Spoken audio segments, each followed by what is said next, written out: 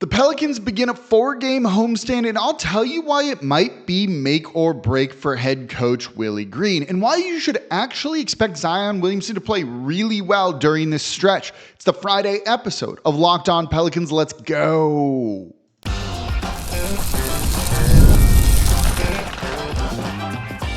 You are Locked On Pelicans, your daily New Orleans Pelicans podcast, part of the Locked On Podcast Network.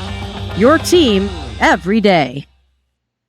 Welcome to another edition of Locked On Pelicans, the daily podcast covering your favorite team, the New Orleans Pelicans and NBA, part of the Locked On Podcast Network, your team every day, available wherever you get your podcasts and available on YouTube. I'm your host, Pelicans Insider, credential member of the media, Jake Madison, at NOLA Jake on Twitter. Here with you on this Friday, we got a big show for you. We're going to look at why it's make or break time for head coach Willie Green based on what we've seen from the team so far this year and taking injuries into account.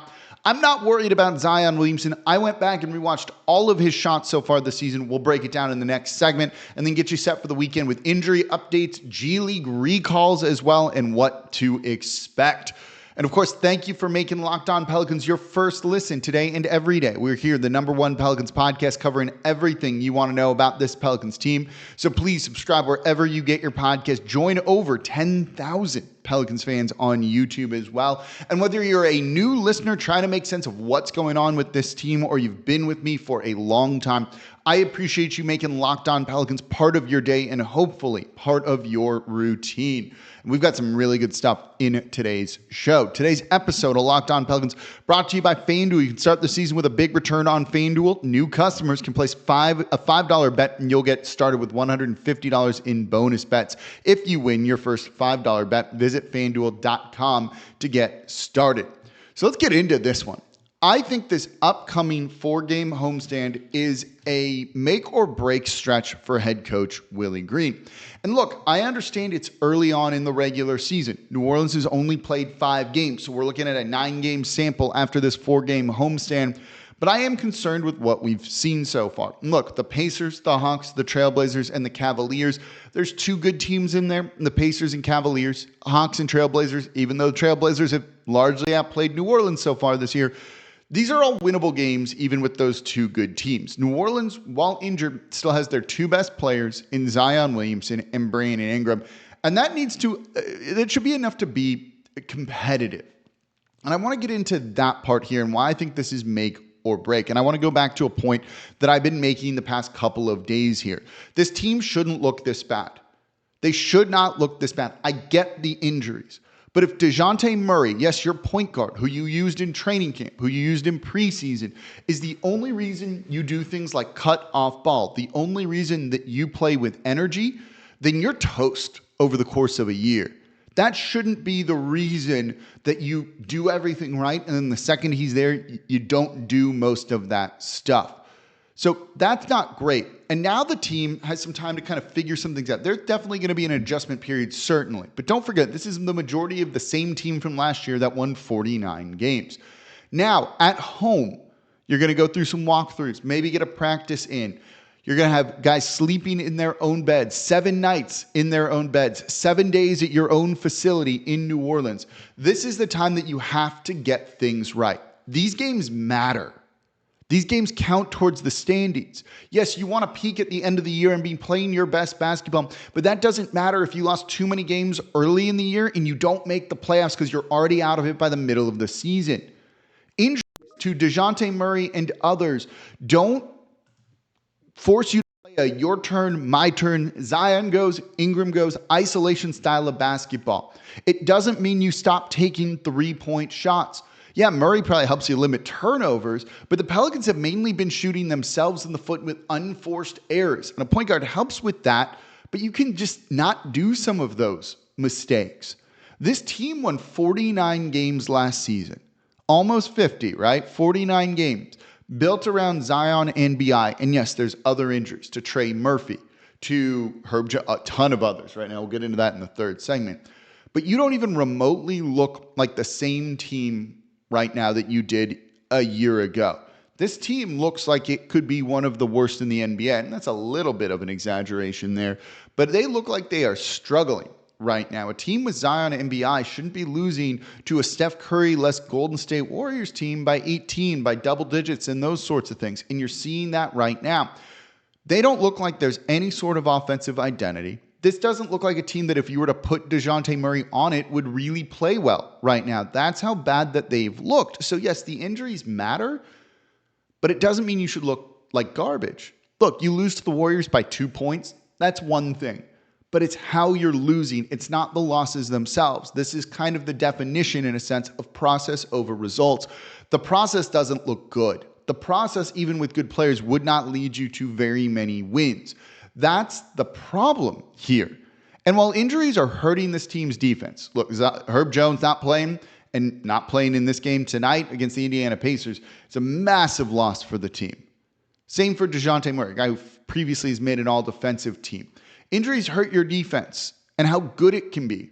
But it doesn't mean guys should stop trying, be ball watching. It doesn't mean that they shouldn't have energy on that side of the ball. These are things the coach needs to work on.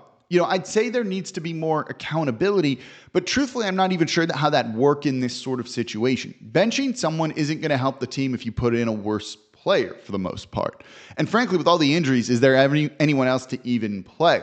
Willie Green has done this before. If you go, well, it should be on the players' is. He's gotten them motivated before. Go back to the play-in tournament game against the Clippers. We all know the "you gotta fight" speech. And while you can't break that out every time and it won't work every single time, if players don't show up again, if they're not trying on the defensive side of the ball when last year they did, they've been a good defensive team under head coach Willie Green, David Griffin needs to do something to bring some energy. You need some sort of change. What that change is, we can talk about, could be different things, but it might just need to be a head coaching change. You're at home. You have the ability to make the tweaks now. You in theory, have an advantage because you're at home. You've got to play better. Otherwise, you're in a deep hole to start the year. And the playoffs conversation, is not something we should be having for a while. But just because you lose your point guard doesn't mean you just completely fall apart. It means someone else steps in and you're just not as good, but you still do the things. Hence why the Golden State Warriors, in that first game without Steph Curry, took 46 threes. That's their average number. They were taking 47. They dropped 1. Guys just stepped up and they still did what they're coached to do, what the game plan is, and you're not seeing New Orleans do that. And yes, lack of talent means maybe you should lose. Injuries mean maybe you should lose. But it shouldn't be like the wheels completely came off and everything imploded and blew up. That's not okay. And that's why these losses have concerned me the most. Close losses, oh man, they're undermanned. They'll be just fine when they get healthy. But not looking like this. Not looking the way they've looked. That's the concerning part. Not guys not trying. Injuries don't do that. Now, maybe, kills some motivation, kills a little bit of momentum and things like that, but not to the point of this. This right now looks like a team that is a bit of a mess. And you've got 4 games at home, 2 very winnable games, 2 tough games, to figure it out. 3-1 should be the minimum here. If not, look, 9 games in, it's not working. You can't keep falling further behind. And here's the other thing with it, right? You're not getting Murray back for a minute. You're not getting him back for 6 weeks, 7 weeks maybe is what we're probably expecting when it comes to it. He's not going to be back anytime soon. You can't go, when they're healthy, they'll be good. That's in 2 months. The season will be done then. You need to make these changes to figure it out right now. Get that energy into this team in some capacity. We'll find out tonight against the Indiana Pacers. One thing, though, that I don't think we will find out that I feel confident in saying is Zion Williamson's going to be just fine. I've rewatched every shot he's taken this season so far, and I'm going to tell you why I'm not worried about him coming up next in today's episode of Locked On Pelicans. Today's episode of Locked On Pelicans is brought to you by FanDuel, America's #1 sportsbook. And this season, you can start the year with a big return on FanDuel right now. So when you place your first $5 bet, you're going to get $150 in bonus bets if you win. And the FanDuel Sportsbook app gives you everything you need to place live bets on the NFL and NBA all in one place. So when you get a hunch in the middle of a game, you know things aren't going to go well for the Pelicans in the second half, which was pretty obvious these past couple of games. You can check out the stats, view live play-by-play, and so much more on the same page where you place your bets. And all you have to do is just visit FanDuel.com to get started with that here. So I think you can probably feel pretty good about how things are going to look when it comes to this team. Right now, the Indiana Pacers are -2. They're favored over New Orleans in the Smoothie King Center. I was getting them confused right there. You know, if you feel the Pelicans aren't going to figure it out, go take that -2 for Indiana. If you think New Orleans will, you can get them on the money line. You can take the points right here. And if you place a first $5 bet and you win, you're going to get $150 in bonus bets. And all you have to do is go to FanDuel.com. Never waste a hunch. Make every moment more with FanDuel, an official sports book partner of the NFL. And thank you for making Locked On Pelicans your first listen today and every day. We're here Monday through Friday, the #1 Pelicans podcast, covering everything you want to know about this Pelicans team. So please subscribe wherever you get your podcast.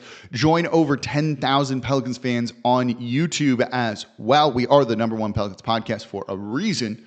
And now your favorite podcast has a newsletter. Introducing Locked On Pelicans Daily Newsletter, the one-stop shop for ultimate team and league coverage delivered right to your inbox. Sign up now for free at LockedOnDaily.com. That's LockedOnDaily.com. And start your day with the all-new free Locked On Pelicans newsletter. It's got content from me. We have a bunch of links for Pelicans content that you should be reading from elsewhere. Then we have a fantasy basketball article in there every single day, and one on the league as a whole for some really great writers, including Katie Heindel, who's fantastic. You definitely want to subscribe to this. If you're coming to the show for the first time from the newsletter, leave a comment down below. Say hi, introduce yourself. It's a lot of fun being here with all of the other Pelicans fans. So let's get into Zion Williamson. Really disappointing game the other night against the Golden State Warriors, where he just didn't impact the game in any sort of way as the Pelicans fell 104-89. 12 points on 5 of 20 shooting. Oh, that's pretty bad. He's going to be fine. I'm going to tell you right now, he is going to be fine. And look, he played poorly yesterday. He played real bad yesterday. And there's no excusing that, really. He needs to be better than that. Very disappointed in the game the other night, but he's going to be fine. And he's a big reason why they lost. But Zion's going to be fine because when you watch every shot he's taken, I don't see regression from him or anything like that. I don't see a guy that's out of shape. I see a guy that's struggling to find a little bit of rhythm right now. He hasn't regressed. You actually even see some of the work that he's put in. Some of those kind of put shots, floaters, jumpers, and things like that. You can see that he's just figuring things out at the moment. We don't love that. I'd rather have you kind of come in and be sharp, but at least he's in shape and feels like he can run and do all of the Zion things. He definitely doesn't look out of shape to me. You know, on Wednesday against Draymond Green, if you're kind of viewing it as a chess match, Draymond Green just won it. The night before Zion won it, Draymond had better adjustments in the next game and then won that offensive battle. That's going to happen over the course of the year. I think that can be okay. And in the game before, you saw a really good version of Zion Williamson here. So that's kind of the way I see it. You know, on Wednesday night, he acknowledged after the game that he was forcing things, and it really did look like that. He's aware of what's going on, and I think that's an important thing too. It's going to be fine. You know, he'll get back to being himself.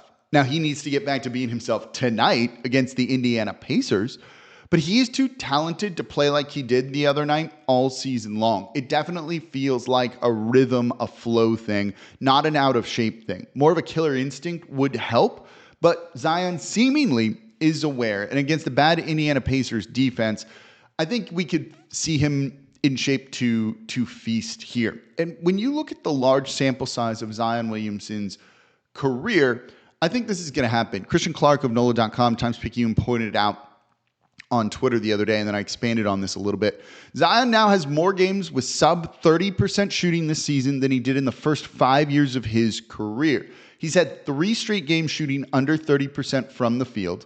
3 games shooting under 30% from the field, not 3 straight, but 3 games shooting under 30% from the field. He had 2 previously in his career. I pulled the other numbers. 30% is like abnormally low for almost any NBA player. We don't look at that. What about under 40%? Under 40% from the field. Zion Williamson played 188 games in his career. Less than we'd like, but that's the sample size we have. He has only 15 games with a field goal percentage below 40%. This is not someone that I am worried about like not playing well. I think he's going to be just fine when he finds his rhythm. And a Zion in rhythm, a good Zion Williamson fixes a lot for this team. It's going to solve some of the turnover issues that we've seen from the New Orleans Pelicans. He had 8 in that first game against the Golden State Warriors. And yeah, certainly that's not going to do it. The Pelicans currently rank 22nd when it comes to turnovers in the NBA right now. That's going to limit opponents' fast break opportunities. That's going to mean the Pelicans have their defense back and get set. No one defends well in transition. So that fixes your turnover issues. It lets your defense get back and get set, which helps some of the defensive issues. We do also, though, need to see him lock in a little bit more defensively like he did last year. I thought he was like borderline good. Okay, defensively last season, and this year, no. You can see some of the defensive instincts that he has. That timing to go for a steal, that timing to go for a block. He has like the way I describe it is just like a nose for the ball. He knows when to gamble on some of those moves at a really, really good rate. So you see some of that defensive sharpness from him. But yeah, he needs to lock in on that side of the ball and just be better. The Pelicans are just getting killed in the paint and just not looking like themselves defensively. Some of that's injuries. Some of that's them just kind of needing to like wake the heck up, I think, in my opinion, and start to turn things around and get back to forcing turnovers, getting out and running, and being that version of them that we kind of all know and are really expecting to see. But Zion Williamson will be back to being himself. And one thing I think that's worth noting is it feels like he's been rebounding a little bit better this season than he has in other years. And I think that's an important thing. He's actually averaging the most defensive rebounds than he ever has per game right now. It's up to 5.3 defensive rebounds. That's better than the 4.1 last year. He's actually averaging 8.5 rebounds this season. Those for him, for someone who is undersized, is pretty good. His defensive rebound rate is at 18.8. It's a 14.8 over the course of his career. So 4% more. Might not seem like much, but on a team that needs like any help when it comes to defensive rebounding right now, you're seeing him go up for the ball in a way that he hasn't before. And this is just not someone who's going to continue to shoot poorly. If your counter argument is, well, they're just going to keep focusing on him. I mean, yeah, but they've been focusing on him his whole career. There's never been enough shooting around Zion Williamson, right? There's never been enough shooting around Zion Williamson. And that's partially been like a huge disappointment. But they're always double, triple teaming him. They do what Draymond Green did the other night. You just shade to his left, the right side if you're facing him, and you try and take away his left hand, which is what he wants to go to. Definitely needs to add a right hand. He needs to be a little bit tighter with the ball when he just kind of barrels into the defense. That's the one thing I wanted him to add, like a slightly tighter handle than anything else over his career, more so than a three-point shot, more so than a mid-range or whatever it is. And I think you need to see him take a couple more three-pointers per game. Look, he made that one that he took the other day. That was really cool to see. We want to see that, and I think that'll help keep the defenses honest a little bit too. But this is a player who has a field goal percentage for his career of 58.7. That's really high. It's 36.4 right now. Just sample size stats alone, right? Say it's not going to be like that whatsoever. Right now, he's shooting 50% in the restricted area. For his career, that's 70.3%. It's actually 50% right now. That number is going to go up. We'll get to 70, hopefully. Will it maybe be a little bit lower? Yeah, but that's going to be in the high 60% something, 68% probably by season's end, and this will be an okay thing. Once that starts to happen, not everything gets fixed for New Orleans, but you at least get on the right track when it comes to it. That's what I'm looking forward to seeing. I think that will hopefully start this homestand. Look, he was sick to begin the year. He played well against the Warriors in that first game, so I don't know how much sway that really holds with me, that like he had an illness. He needs to get over it. We don't know what the illness was. If it was COVID, if it was not. But look, then how do you explain that good game that he had? He'll be just fine. I think sleeping at home, getting in more of a rhythm will definitely help him. This is probably the type of guy that's going to do some extra work right now to really find that rhythm, because he does seem to have a level of personal accountability, self-awareness that we haven't seen from him in the past. I am not worried about Zion Williamson. I am worried about the team overall, though, as you've heard me on the show, but I wanted to be a little bit more optimistic here. So let's get you caught up on injury updates, the roster with G League recalls and all that. That's coming up here next in today's episode of Locked On Pelicans. Today's episode of Locked On Pelicans is brought to you by my go-to ticketing app, Game Time. I love Game Time because I love all of the different features that it has. And look, I like going out and doing things. I want to be at sporting events. I want to be at basketball games. I want to be at Saints games. I like going to theater, to comedy, concerts, and more. It's so much fun doing all that. And Game Time makes it really easy. And Game Time has a new feature called Game Time Picks that makes getting tickets to see your favorite teams play live even easier. So Game Time Picks filters out the fluff to show you only incredible deals on great seats, so you don't have to waste time searching through thousands of tickets. I have some friends coming in for a game this year. They're coming in to visit from out of town. Hooked them up with the Game Time app, one with the promo code. They got $20 off, Locked On NBA, by the way. And they got a great deal on seats on top of that. And now they're going to have fun at a Pelicans game this season. So I love all of the different features. I also love the all-in pricing. I toggle this up front. You need to as well. And it's going to show you the total up front with no surprise fees at checkout whatsoever. And then if you're going to a place you've never been before, you get the seat view. Get a panoramic view from your seat before you buy your tickets, so you're buying exactly what you want. Take the guesswork out of buying tickets with Game Time Picks. Download the Game Time app, create an account, use code LOCKEDONNBA for $20 off your first purchase. Terms apply. Again, create an account, redeem code LOCKEDONNBA for $20 off. Download Game Time today. What time is it? Game time. And thank you for making Locked On Pelicans your first listen today and every day. We're here Monday through Friday, the #1 Pelicans podcast, covering everything you want to know about this Pelicans team. So please subscribe wherever you get your podcasts. Join over 10,000. Think about Pelicans fans on YouTube as well, and become an everydayer. That means you listen Monday through Friday to Locked On Pelicans. Also, the Locked On Pelicans newsletter. You can sign up over at LockedOnDaily.com. Just scroll down to the Locked On Pelicans logo, click on that, put in your email, and you're going to be getting it Monday through Friday as well. And now for your second listen today. Locked On Saints. Ross Jackson making sense of everything black and gold. Does everybody just need to fire their head coach? He's talking about it over at the Locked On Saints podcast. The Locked On Podcast Network, your team every day. Okay, so let's get into the injury report, because this is brutal for the Pelicans. Right? We can do the whole "hello darkness, my old friend" thing here. If there's a curse, it's in full effect right now, and I'm recording this on Halloween, so it makes sense. So the official Pelicans injury report: 4 people out right now. Dejounte Murray out, Trey Murphy out. We already knew that. Herb Jones, right shoulder strain, still out. Guard CJ McCollum, right abductor soreness, is also going to be listed as out. So those are guys that already missed the game the other night. Jordan Hawkins, who was their leading scorer against the Golden State Warriors, lower back spasms, is listed as questionable. He was questionable before that game against the Warriors played. Hopefully he's good here. Yves Missi is dealing with a lower abdominal contusion, which he suffered in that first Warriors game. He's listed as questionable. Center Daniel Tice, left ankle soreness, also listed as questionable. That's a little rough. Now, Miles Turner and Andrew Nembhard are also listed as questionable, so maybe the Pelicans get a break here. Miles Turner is not someone who impacts Zion a ton, but that's a big shot-blocking center that can definitely do it. So not having him in there would be a really good thing. He didn't play the other night against the Boston Celtics either. So I think that could be, maybe give New Orleans a little bit of a break here. So also with that, the Pelicans did recall Carlo Makovic and Antonio Reeves from the G League. They were sent down there on this road trip, get them a little bit of experience, some practices, doing all of that. You kind of need those guys right now. The Pelicans were relying on some of the two-way guys. You saw Trey Murphy get some minutes. You saw Jamal Cain get minutes.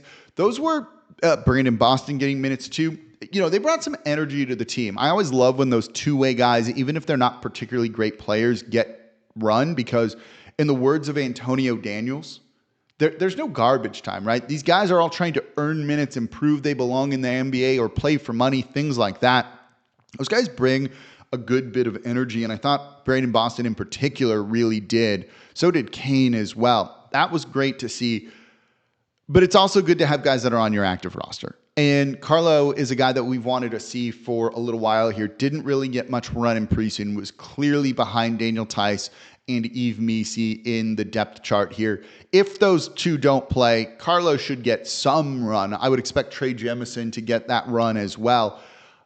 I'd be curious to see, truly, if Carlo was going to be that good, he would have stood out and Willie Green wouldn't have just glued him to the bench even in preseason, even in garbage time in preseason, right? So that's something that I kind of have an eye on when it comes to this. I just realized I don't have my name here. There we go, on the show. And we'll see. I'm going to be really curious if he gets some run and how he looks in a game where he could, maybe have a small advantage here. Taking on the Indiana Pacers tonight. This game's going to be a shootout. It should be a shootout. The Pacers have great offense, play lightning fast. They're one of my favorite teams to watch in the league. Not a good defense. If the Pelicans struggle to score against the Indiana Pacers defense, there's deep problems here, right? Like that's why this 4-game homestand is, to me, very important. This is a game that you, might not win, but if you lose by 2 and things look right and it's a close game and you did all the right things, I can get behind that. The Atlanta Hawks don't look particularly good either. These are teams that you should be able to score on. The Trailblazers as well on Monday. You should be able to win that game. Cavaliers on Wednesday, different. Cavaliers look like one of the better teams in the Eastern Conference, and that's no surprise, and could have an MVP candidate in Donovan Mitchell. But we'll get closer to those games, the Monday game, the Wednesday game, after the weekend here. But, 1-1 for New Orleans, let's start there. 2-0 would be even better. But if they look lifeless again, like they don't have a direction, they're not playing with purpose, any of that, that's going to be, I think, a big problem for me. And we'll see if that leads to changes with the Pelicans. But I do think this homestand is make or break for head coach Willie Green, or at least it should be. Not saying he will get fired, but it probably should be make or break for him. If they go 0-4, they're in a lot of trouble here. And this is a team that looks like they could go 0-4. Do you think it's make or break? Let me know in the comments down below on YouTube. So that's going to do it for this episode of Locked On Pelicans. We'll have the short little videos out Saturday, maybe a bonus show Sunday morning. I'll probably go live from the Pelicans court after the game on Sunday. I will be there in the Smoothie King Center, so we should have a show from there. It's going to be a lot of fun. I can't wait. Please subscribe wherever you get your podcasts, and I appreciate you listening to the Locked On Pelicans podcast, part of the Locked On Podcast Network, your team every day. As always, I'm your host, Jake Madison, at NOLA Jake on Twitter. I'll be back with y'all next time.